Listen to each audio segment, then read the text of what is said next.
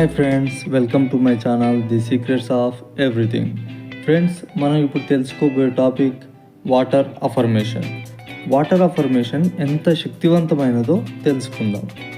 ఈ టాపిక్ గురించి తెలుసుకునే ముందు ఒక సైంటిస్ట్ తను చేసిన ప్రయోగం గురించి తెలుసుకుందాం. ఒక జర్మన్ సైంటిస్ట్ మసారు ఇమోటో అనే వ్యక్తి నీటి అణువులపై ఒక ఆసక్తికరమైన ప్రయోగం చేశాడు.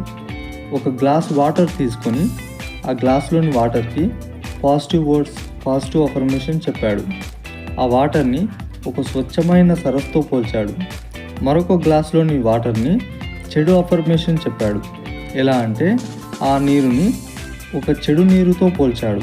ఆ తర్వాత ఆ రెండు గ్లాసుల్లోని నీరుని ఫ్రీజ్ చేసి మైక్రోస్కోప్ సహాయంతో పరిశీలించాడు.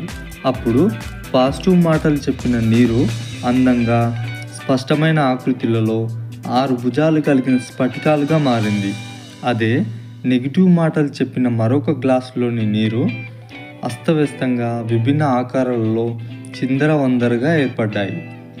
ఈ ప్రయోగం ద్వారా ఆయన చెప్పదలుచుకుంది ఏంటంటే, మన మనసులోని ఆలోచనలు, మాటలు ఈ గ్లాసులోని నీటిపైనే కాదు, మన శరీరంలోని నీటిపైన కూడా ప్రభావం చూపుతుంది.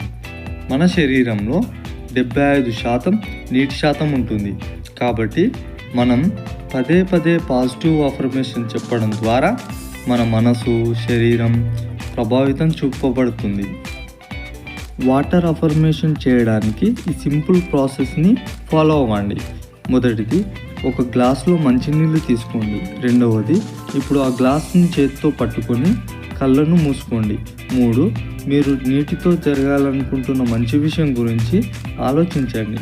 అది మీ ఆరోగ్యం కావచ్చు, సంతోషం కావచ్చు, లేదా ఏదైనా లక్ష్యం కావచ్చు. 4, ఇప్పుడు ఆ మంచి విషయం గురించి పాజిటివ్ అఫర్మేషన్స్ చెప్పండి.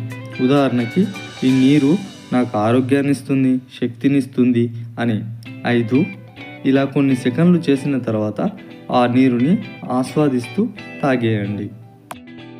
Thank you for watching friends. Don't forget to subscribe.